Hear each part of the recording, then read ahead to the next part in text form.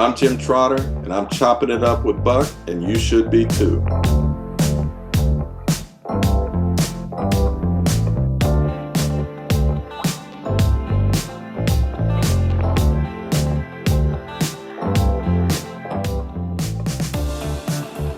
All right, welcome to this week's edition of Chopping It Up with Buck. I got my man Jim Trotter on, Jim, with the NFL media podcast guru, but also one of the things we were talking about before, man, is your relationship with Junior Seau. And I'll just kind of go back to our UCLA USC days. I remember playing against him in the league, but you were just kind of sharing some of the things that made him special to you and in your career. Yeah, Junior was the guy who I say is most responsible for me being where I'm at professionally, in terms of NFL coverage and whatnot. Let me go back. 1995-96 was the first year that I ever covered a professional locker room on a full-time basis. And it was San Diego Chargers, and it was the off season. I remember walking into the locker room, nervous, trying to feel my way, all those sorts of things. And there were only two guys in the locker room as I entered. Yeah. And on the far end of the room, it was Junior Seau, and it was another player, and he was walking towards the training room. Well, Junior turns around and sees me, and he calls me over, and he introduces himself. And I'm thinking to myself, dude, I know who you are. We all know who you are. And we have a short conversation and whatnot. And he says, hey, if you ever need anything, you call me. You take my number. And right there, he gives me his number. So the journalist in me and the skeptic in me says, okay, am I being punked here? Because Junior was known to be a little sensitive at times with the media and whatnot. And so I'm like, is this guy genuine? And so I don't want to call the number like the next day and be like, I'm hounding him or some weirdo or whatever. So I wait a couple of weeks and something happens. I don't remember what it was, but here was my opportunity to call. So I dial the number, and I'm thinking I'm going to get like Domino's pizza or something, and all of a sudden the voicemail comes on, and it's Junior. And so I leave a message, and sure enough, he calls me back shortly after. And that is when I knew he was genuine. And what he did for me was not that he gave me scoops, because anyone who knows Junior knows he was fiercely protective of the team. Oh, yeah. What he did is he helped me understand the culture of a locker room. He helped me understand the mindset of a player, and how they go about their business. And I'll give you a quick example. I'm very early on into my tenure as a Chargers beat writer, and they go out and spend a bunch of money in free agency. And one of the top free agents they bring in is a cornerback named Ryan McNeil. And so we're in training camp, and Ryan looks awful. Yeah. I mean, he's not covering anyone. He just looks awful. Yeah. So I'm getting ready to write a story about, did they make a mistake giving all this money to this guy? And so I go and check in with Junior as the leader of the defense and the leader of the team. And Junior says to me, pump the brakes a minute. I said, well, what do you mean? And he said, you have to understand that veterans use training camp to work on their weaknesses, not their strengths. And so Ryan is trying to work on things that maybe he does not do well right now, so that once he gets to the season, it is not as big an issue for him. Well, fast forward now to the end of that season, Ryan McNeil leads the NFL in interceptions. So how silly would I have looked writing that story, and how much would I have burned bridges within the locker room writing that story, if not for someone like Junior helping me to understand the culture of the NFL and how a player goes about his job. And I will be forever indebted to him for things like that. Yeah, I love that story, because so many times people think, well, you can't be close to players. And I think that's total bullshit, right? Because I think it's a thing where you have to know what happens in that locker room, and you got to know about it. And you can't be at a distance and say, oh, I'm going to just antagonize. Because I'm sure you and Junior had some times where he was like, I don't agree with that. And I remember some of those just now that you mentioned them. But it was also, you knew enough to learn actually what that was. And you're right. The first year rookies, we come in and we're on 10. We're running around, we're trying to do everything we can to make the club. When you get older, you have to learn how to pace yourself, especially in those old days, as you know, when we were going we were going inside run, man, 20, 21 plays. There wasn't no, let's put each other up. Remember that? I mean, and they had, those coaches in San Diego were some guys that weren't just, they were old school curmudgeon, hit every day like most of the league was at that time. No question about it. You are absolutely right. So just little stuff like that. And like Yeah. you said, Junior and I, we had our run-ins at times. But here's the thing about Junior, which I respected so much about him. He would learn Mhm. from mistakes. If he was wrong, he would learn from that. Or if you could present to him a different point of view, he would be receptive to it. And so one time we had this, and I don't want to go into the long story, but there was a run-in between us. And so at the end of that season, well, he went half that season without even talking to me. And at the end of that season, he calls all the media together down at his restaurant to have sort of a clear the air session and trying to write everything. And I remember I said to him, you know, Junior, the story you're upset about, I called your cell phone, I called your house phone, I called your agent, I called people close to you, and I said, no one could give me your point of view. I said, and so I've got the general manager and the head coach saying one thing, not only to me, but to the entire media. It is my job to report what they say. It is also my job to reach out to you to try and get the other side of that story. And no one from your side made themselves available. So put yourselves in my shoes. How would you have handled that? Mm. And I never had a problem with him again going forward, even to the point where I found out they were trying to trade him. And I called him and said, left a message, hey, this is what I'm hearing. You know, I need to hear back from you. Yeah. And he got back to me, and I ended up breaking that story. And um, you know, but he understood from the previous encounter where we had, where he did not make himself available, what the fallout was from that, and he did not allow it to happen again. So he was such a smart dude in that way, man, and he understood people. And I mean, I love the dude, Yeah. so I miss him all the time. How difficult was it to write that book? Because, so many of us in my position and so many of us that have played this game understand the violence and all the things that we signed up for, but we don't ever anticipate having to go through the rough stretch that he did. And I know you chronicled it in your book, through, journals and his people and everything else. How difficult was that to write? Um, it was difficult, but it was not difficult, if that makes sense. It was difficult in the sense that this is someone you were very close to, someone who you loved. Um, you knew the impact on his family and his friends, those sorts of things. And but it was not difficult in the sense that I had an opportunity to sort of tell his story in a respectful way and not in a salacious um, sort of way that was going to embarrass him or was going to embarrass his family.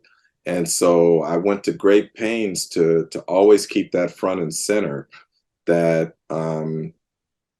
you know, respect was big for him. Yeah. That you know, he respected the game. He tried to respect his teammates, those around him, and I just wanted to be able to show that same sort of respect. Yeah, he was a warrior. My question for you is, when we talk about journalists, you went to Howard, HBCU, I mean, we all know you and Steve White, y'all hold the flag for us, man. I appreciate what you do. But when did you know you wanted to be a journalist? When did you know you wanted to write and impact people the way you have over your career?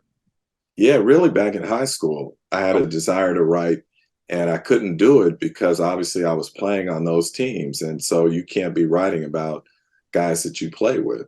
So I had an interest, right? I would say I knew kind of sophomore in high school that I Mm. had an interest in this. I didn't know this was the path I was going to go, but I had an interest. And so once I got to college, all of the courses that I started taking were to lead me down this road.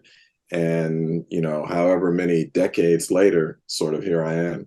Was there anybody, one particular person that was influential, or a bunch of people that you studied before you, or kind of gave you the impetus to kind of get there? No, there were two people who were incredibly important in my early development, and they were both instructors at Howard University. One was the late Sam Yet, Okay. who, man, he didn't play around. He was serious about his business. He was serious about you learning. He did not suffer fools. And you know, at the time as a young man, you're like, damn, why is this guy so hard? You know, in terms of hard on you. Yeah. And then years later, you understand what he was trying to instill in you. So, whenever I ask these tough questions, or whenever I put myself in a position where I know that there's going to be pushback and blowback, I think of his voice in my ear. And the other one there was the late Dr. Lee Thornton, who was the first Black female White House correspondent Okay. back in the day, working for CBS News.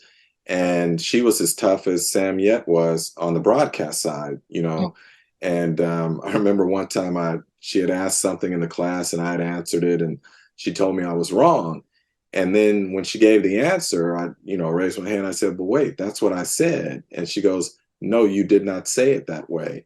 And she basically said, "You say what you mean and you mean what you say." And Yeah. those words never have left me. So these people were so responsible, in terms of just instilling in me not only the confidence that I could do this, but the belief that I had the foundation to be able to do it. And man, I love both of those people and miss them to this day. I just wish that I could talk to them today Yeah. and tell them what impact they had on me, and how much any success that I have had is due to them. That's awesome, man. Well, you said I like that whenever I watch you, and I see became viral, or whatever they want to call it, when you were asking a question of Roger Goodell last year, and then you asked him again this year. And I like how you do that, and you stayed on it. Tell us a little bit about that, because he is not, and it was related to communications and media and not having any Black folks in that position. But although the league has been talking about all the things that they're doing for diversity, equity, and inclusion, in particular for Black folks, we know that's different. So I like that you stayed on that. Tell us a little bit about what went into you just saying, "I'm gonna follow up on this as a journalist would do." Yeah, because it was important. Look, part of the job as a journalist is to make sure that people's actions reflect their words. And so when the NFL tells us that diversity, equity, and inclusion are core principles of the company, and yet I work in a branch of the company where there is not one person who looks like me or who has shared the same cultural experiences that I have at the decision making desk, that is a problem. And particularly, as I said, when, according to league data, 60 to 70% of the player population is Black. Mm. Well, if you're telling me that you care about what our concerns are and you care about how we are covered, and yet you do not have anyone who has those shared experiences at the decision making table, then you should be asked about it. And look, I always say this: I don't need performative gestures. I don't need end racism in the end zone. I don't need the Black national anthem. I don't need all of these things. What I need is for you to make good on what you said. And that's that diversity, equity, and inclusion are important to you, and specifically as it relates to Black people too. Following the death of George Floyd, there was this outpouring from corporations, including the NFL, that we care about Black people. We are receptive to their concerns and whatnot. And now that we're 2.5 years away from that, or 3 years removed from it, it's like companies have gone back to the word diversity. We care about diversity. Well, do you still care about Black people in particular? And so, as a Black man, obviously I have a sensitivity to that, and I'm going to ask you about that. And so that was sort of the impetus behind the question, is that I asked you about it a year ago. Nothing has changed. You could make the case that it's gotten worse. And so why have we not had progress in this area? And unfortunately, they don't allow you to get close to the commissioner during the year to be able to ask that questions. And that's really the only forum that I have to be able to ask it. Well, on the heels of that, also too. I mean, we keep talking about Eric Bieniemy not getting hired. I mean, I know I beat the drum. There's so many people that do, but there's other cases where guys aren't getting hired. And the thing that burns me up more than anything is, well, maybe he should go somewhere else and be an offensive coordinator where he call plays. I'm gonna call bullshit on that, because there have been plenty of guys that have gotten jobs that haven't called plays, that have been college assistants that move into the league as offensive coordinators. There's Yeah. been special teams guys that have moved in, head coach. And John Harbaugh is a good example of that. So I mean, we know, we've been in this league. Tell us how that has to change, or what can change there, because you can talk about what the league is doing, but also the owners and the Yeah. people they hire. Yeah, it's not about the league. It's about the owners. The owners make the decisions on who is hired and who is not. And for instance, the league came up with this accelerator initiative last year. Well, we're a year removed from that, and if you look at the numbers, we are a net zero in terms of black head coaches who have been hired. We are a +1 in black general managers who have been hired, and I think my number's right on here. I have to go back and check it. I think we are 0 for 9 on offensive coordinators who have been hired. So when the commissioner gets up and says that he's confident and comfortable that there has been significant improvement across the league, I'm asking him, show me the data on that. Because as it relates to black coaches, I'm not seeing that. So you tell me again, where have we made this progress? Look, Eric Bieniemy, I have said he is a modern day Sherm Lewis. He is someone who is overqualified, who has done everything possible to earn an opportunity to not only succeed, but an opportunity to fail. And that's the thing here. No one is saying, and I'm not saying that he is a surefire Super Bowl coach and whatnot. What I am saying to you is that he has done everything that those who have preceded him have done to get an opportunity to either succeed or fail on his own merits. And yet he is not getting that opportunity. And you have to ask yourself why. And that is what we do. And so I've had people say to me, and I've said this, you're right, that in order for him to even be looked at differently, he's going to need to go someplace else and succeed there. And I'm saying to you, even if he does that, Doesn't he guarantee. is not going to get that opportunity, I don't believe. So Tony Dungy has said that owners need a course on how to hire coaches. I agree with him 1,000%. They don't know how to hire coaches. They're always trying to win the press conference. They're always trying to find the young hot name that people tell them so that they have cover, that if it doesn't work, in a year or two after they fire them, they can come back and say, don't blame me. I was told by the media, I was told by the search committees, I was told by this person or that this was the hot candidate and this was the guy that we should be hiring. There is a reason that since 2000, on average, we have had 7 head coaching changes per year. That is roughly a quarter of the NFL changing head coaches every year since 2000. If you are a successful businessman and you don't notice that is a poor trend, or that means that what you are doing is not good for business,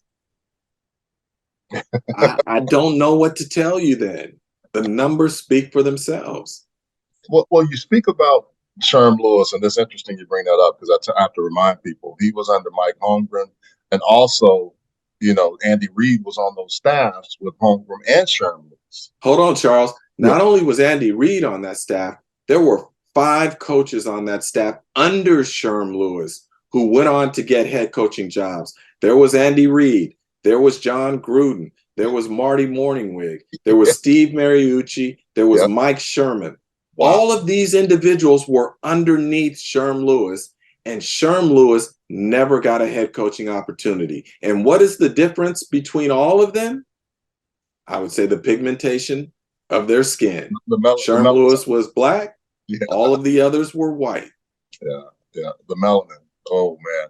Hey, so tell me about this with the Super Bowl, which I really find interesting.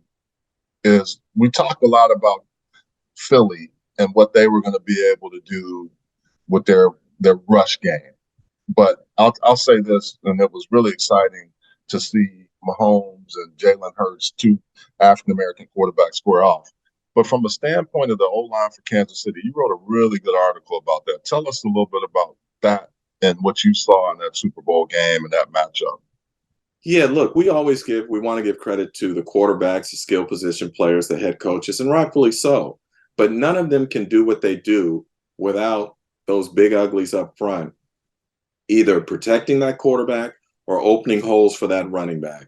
And so from that standpoint, when I watched Kansas City in that game, knowing that at the end of the first half, Patrick Mahomes had aggravated an ankle injury, which we thought would impact his mobility and his ability to do his job, the offensive line took it upon themselves to say at halftime, no one touches him again. and they took control of that game. They ended up running for 119 yards in the second half after rushing for just 30 something in the first half.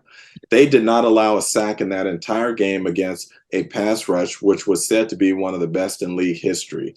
Had Mm. four players who had 10 or more sacks, something that had never been done in the NFL. And in fact, Patrick Mahomes had one incompletion in the second half, and that was a pass that he threw away in the end zone because everyone was covered.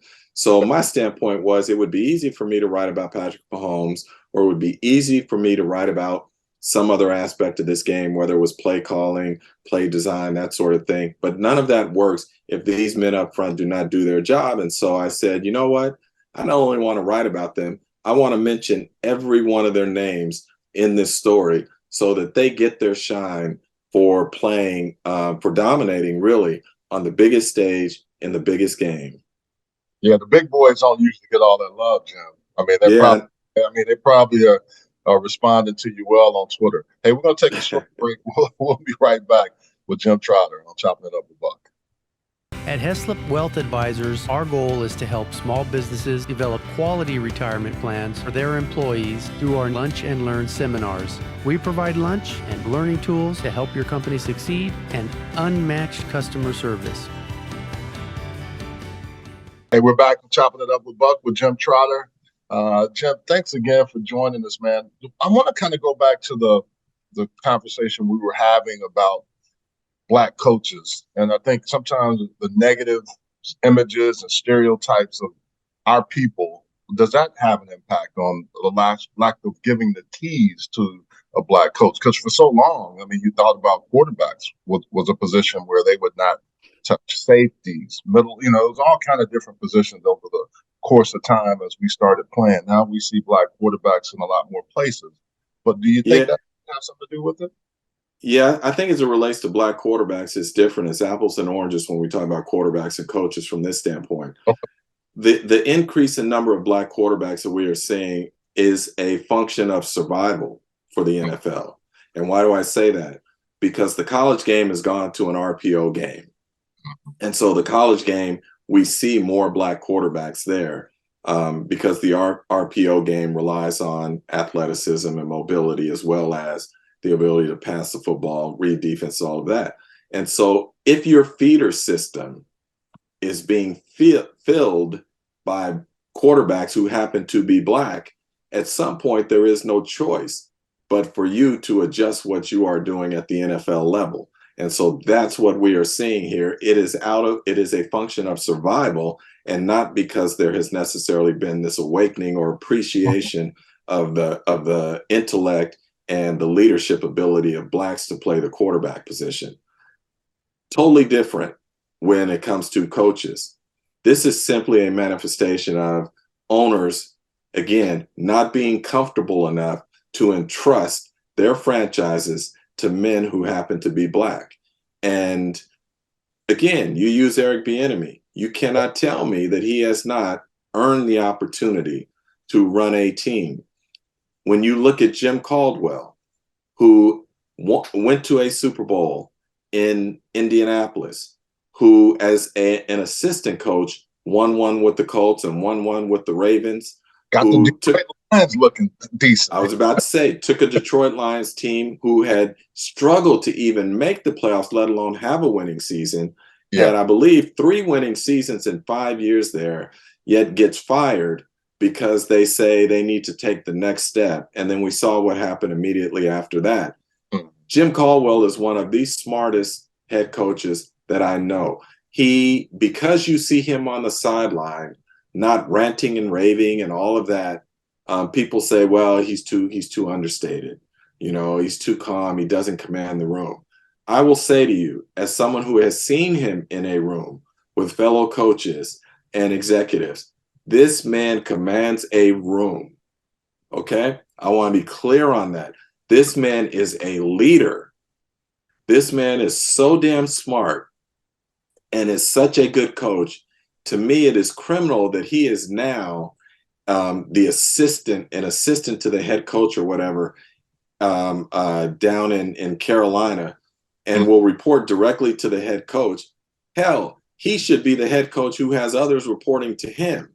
So I can go through the list of candidates and guys like, even Raheem Morris, who should be a head coach again, who got an opportunity when he was really young, had some success, things didn't end well, but who has since then matured, who has done a tremendous job wherever he has been and deserves an opportunity for another shot. These owners, I don't know what to say anymore. It was interesting to me that David Tepper, the owner of the Carolina Panthers, after he hires Frank Reich, who I believe is a good coach, don't get me wrong, Yeah. but then says, we want to break up this old boys network, and then proceed to say that two of the three people who had the biggest voice in the decision on the hire were two white men. I'm like, well, what old boy network are you breaking up if the people you're listening to are white and the head coach you hired who are white?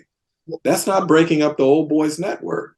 So I think sometimes these owners, just like the commissioner at times, they need to be held accountable and have to answer for their actions. Now, Jim, let me ask you this. And Jim Caldwell, I got to know him in Indianapolis. Great coach, great person, and I agree with you. One of the best leaders you're going to find. But now he has to lead from behind a little bit.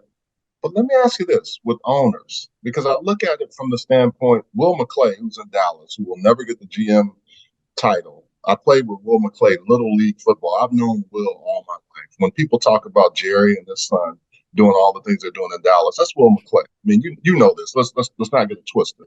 Right. But what is it going to take for those owners? We talk about the problem, and I know you've given solutions, but how can we expedite that so they will have a Black person? Because there's enough corporate Black guys, there's enough guys that have come through the league that are now doing very well that look like you and I.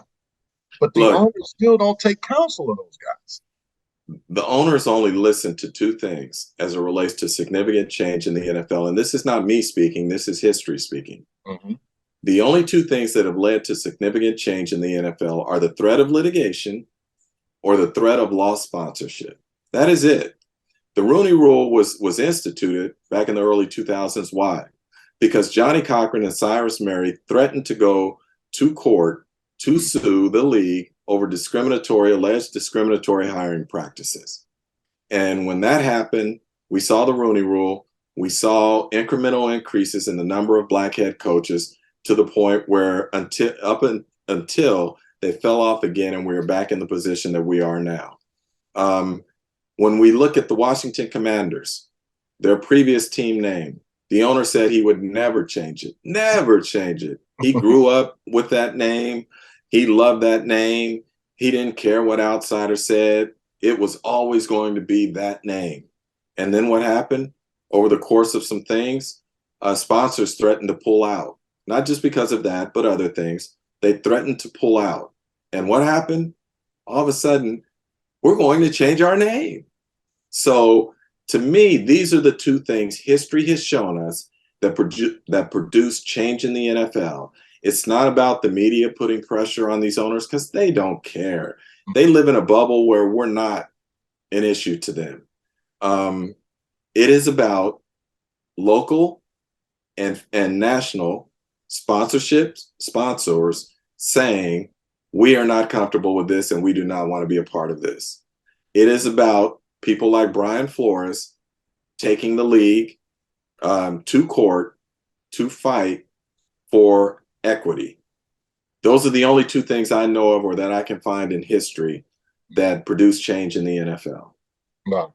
Yeah, I mean, you're spot on with that. I guess the biggest thing is after a season where we had so many different things happen, what do you look for going into next year? What do you look for in the league, and what are some of the things this offseason that you look? Maybe there'll be some change, maybe not, but what can we keep beating the drum? Well, what I look for next year, the thing I'm most interested in this offseason is how are these quarterbacks going to be paid? So we got a lot of quarterbacks, young quarterbacks who are up for the first time who are extension eligible. We can talk about Jalen Hurts. We can talk about Joe Burrow. We can talk about Justin Herbert. We can talk about Lamar Jackson.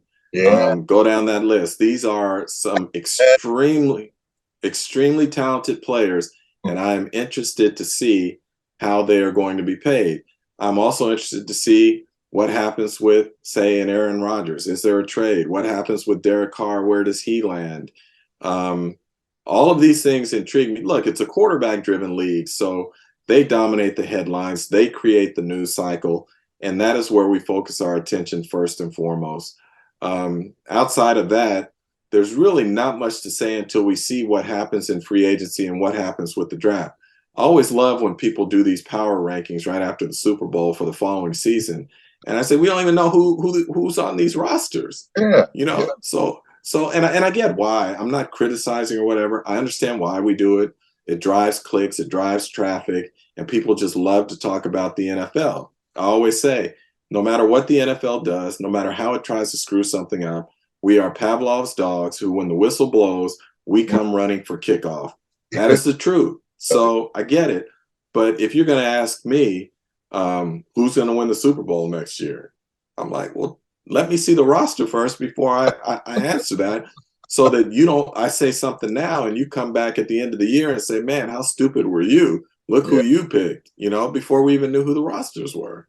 That's crazy. Now, I guess I have to ask you too, because we've talked about it, but Jalen Hurts, his maturation. I'm like from a distance a proud father, because Avion, his dad, and I know some of the people indirectly through him, but to watch him mature and develop, not only at Alabama, because I call a lot of college football games and getting to see that he has to take the bench, then he gets a chance, gets opportunities. It's awesome to see some of those things. Tell us a little bit about his progression as a quarterback. Just what an impressive young man. I mean, not just as a player, but just as a young man. I couldn't be more proud of this guy. The way he handles himself on the field and off. And I look at how he's empowering women. We were talking about this before we came on, in terms of who are the people in his circle. I just think it's tremendous. I think he's setting a tremendous example. But what his journey speaks to me about is that success is not always a straight line. People want it to be, and it is not. And so when you get benched in a national championship game for the entire world to see, that can break a lot of people, especially if you're used to being that guy, and you've never known failure.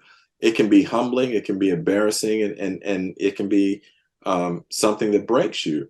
What he said is, not going to break me. I'm going to work and work and work on my deficiencies and get better and better and better. And that is all he's done. It was fascinating. We tend to forget now, coming into last season, the narrative was, is Jalen Hurts, is he the franchise quarterback for the Eagles? Are they going to have to use one of those 2 first-round picks on a quarterback? And nobody knew. I mean, this was real out there. And all he does is go an entire year, I believe it, and go 16-2, including the playoffs, if memory serves me right. So, and then not only in that loss in the Super Bowl, statistically, and in many ways, you could say outplayed Patrick Mahomes, who was the MVP of the game. So, it's just a phenomenal story. It really is. Just a tremendous dude, a tremendous player, and I wish nothing but continued success for guys like that. Yeah, Patrick Mahomes even gave him a shout out as he was accepting things. Wasn't that brilliant? It was brilliant. Yeah, I mean, because you don't often see that, but Mahomes has an innate ability, even though his younger brother sometimes can do some crazy things, but he seems to understand it as a maturity level of saying, hey, this guy outplayed me and played very well. Don't get it twisted. He would be up here if I didn't win this game, right? Man, to me, that was one of the best moments of the Super Bowl. Right. To see these two quarterbacks who happen to be Black, understanding the historical significance of what had just taken place, and for Patrick Mahomes in a moment of celebration in terms of winning a Super Bowl, winning a Super Bowl MVP, on the heels of another league MVP, knowing that his place in history is basically cemented, and saying, hold on a minute, I want to recognize the guy who was on that other sideline, who played tremendously. I thought that was so fascinating. Outside of Patrick Mahomes' embrace with his father on the field, those were the 2 biggest takeaways for me in terms of just really powerful moments. Great stories on both sides, because 2-parent households or the parents involved in their life, I don't care. I mean, sometimes your parents can be separated or divorced and still they can play a role. I think it was really you know? Yeah, there's something you bring that up. I remember there was a GM, and I'm not going to use his name because I don't want to put him out there and embarrass him. But I remember he had a draft, and he talked about, and it was there was a black player who he had drafted who he talked about by saying, yeah, he's such a good kid, and this, that, and the other, and he comes from a two-parent household, and yada yada yada. And I remember I texted this GM and I said, I know you personally, so I know what you're about. I said, but please understand when you say something like that, how offensive it is, as if a black player comes from a single parent household, somehow that makes him lesser than in I terms agree. of his upbringing and whatnot. And the GM I'm a said to single, me, yeah, I'm one of those guys. You know what I'm I saying? grew same here. So, and he got, I think he was a little bothered by it because he didn't mean obviously for it to come off that way. Hmm. But he basically was like, you can't win. And I'm like, no, it's not that you can't win. It's just that we have to be cognizant of these things. And so if someone brings it up to you, is that hopefully we learn from it and we don't do or make the same mistake the next time. It is not to call you out as anything other than a human being who is going through life learning, as we all do. Yeah. So that one I'm a little sensitive to. Again, as you say, growing up in a single parent household, just because my dad wasn't there every day, he was in my life, but just because he wasn't in the house every day doesn't mean that somehow I suffered from that, in terms of who I am as a person or how I conduct myself as a person. But Jim, I'm gonna tell you honestly, I've heard this now that I've been around coaching and played in the league. I've coached a little bit. That's sometimes the mantra of Yeah. when they're recruiting kids. And I've been in those situations where I haven't been able to impact it. But what I've said is, hey, you're talking about me. My dad was Mhm. not around for a while. We've gotten closer, but I came from, in essence, a single family home. So that's why I always say having parents, but having people around that have raised them. The good thing is so often we hear in jail or all these different things. And I have no problem with that. But I thought this year there was a lot of attention paid on the Kelseys, which I thought was great. But I wanted to make sure, let's not forget, we got two black quarterbacks that have really good people around them. They have a village. And then to your point, I go to the next step. Trevor Noah just said something, and I might butcher it, but he said, if you really want to know how things are going, go to black women. And I see Mm. on the shirt, invest in women, pay women, hire women. I was raised by strong black women. So I knew right when he said it, I'm looking at my wife like, he struck a nerve with me on that. Tell me about your shirt and tell me about how you raise your daughters, how you have, how we have to show up for them just as much as we talk about these knucklehead guys sometimes. Yeah, man. Look, I'm gonna be as truthful as I can. I think women are the better half. I Mhm. think they are more empathetic. I think they are more understanding. Um, I think that they are incredibly intelligent as it relates to real world problems. Okay. Um, man, I love women from that standpoint, and I always say this, and I would tell my girls, to me, one of the sexiest qualities about a woman is her intelligence. Yeah. It's not that Instagram stuff and whatnot.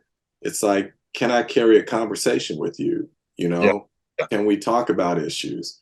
And I think that you can tell me I'm wrong, but I believe that this world would be in a much better place if we had more women in leadership positions. I truly believe that. So, as someone who has no sons and someone who had two daughters, it was always important for me to try and empower them and to instill confidence in them as best I could. Mhm. And so that's what I've done. So when I wear sweatshirts like this, yeah, I'm trying to send a message to people in power and to women themselves. So it's funny. We had this whole thing about, we've been playing off it since Sunday, where I had that moment with Rihanna where Mhm. she passed by me in a cart, as she was leaving from the Super Bowl, and I Yeah. just kind of called out to her, and she answered by saying, "Thank you, boo." And so I've kind of just been playing with that, right? Ray, you killed it.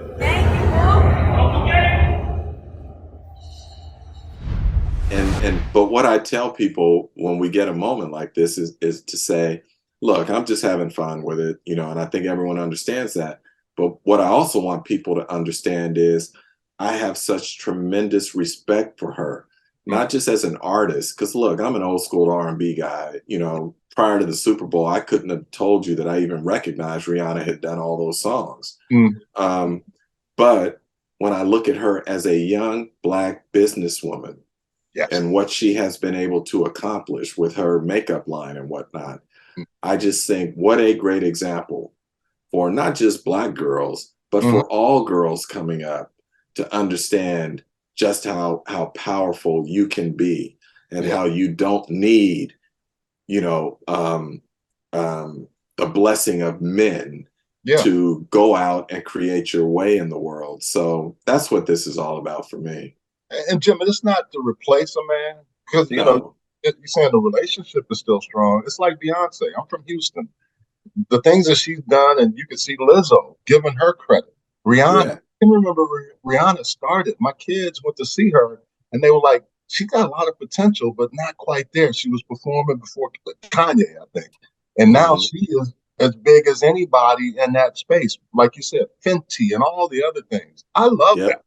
because that Yep. not only young girls but young boys see girl from Barbados who got all this stuff. It wasn't because it was given to her. She went out there and wrote the song.